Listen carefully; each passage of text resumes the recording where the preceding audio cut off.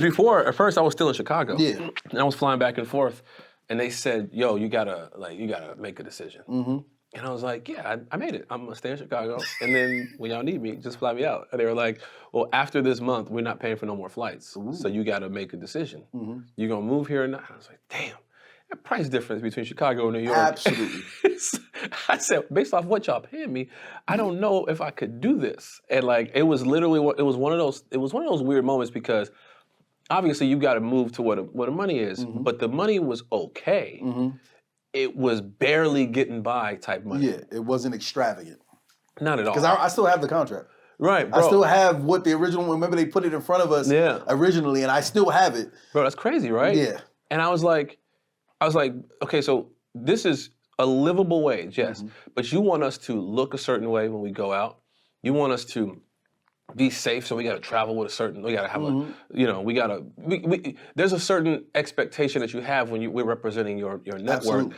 And I was like, one of the biggest networks in the world at the time. Yeah. And I was like, and I gotta. How am I going?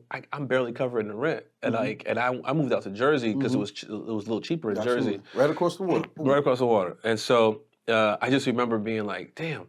Like, how am I gonna get these like brand deals? Like, cause I remember coming from the commercial world where the money was better. Yeah, because you were getting like residuals from the commercials. And yeah, things like that. Like you do one commercial, bro, you can get 6 figures potentially. You know what I'm saying? Depending on how much they run it and over time. Like, so I was like, yo, that's a big difference. And I'm looking at Terrence, I'm looking at Roxy. They being like Terrence told me the blueprint. I just didn't have the team to help me get to that.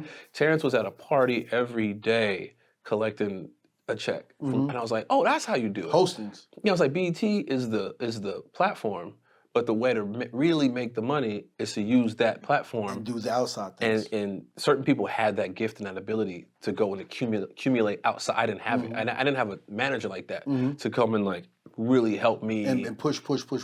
Yeah, so I was just always like.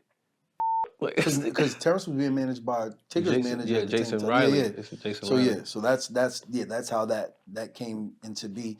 And I just remember like a lot of the things that like you had to push through in that time. And I say that so I could segue to the more recent times because I saw the progression in that I felt like BET, they had you there, but didn't necessarily know what to do with you. Right. Are you a comedian? Are you not a comedian? Are you serious enough to put on 106, but not serious enough to put on 106? Because I know they tried a bunch of different reiterations of things with you, but nothing seemed to like click. Yeah. And I remember when y'all parted ways, and I remember you moved out to LA.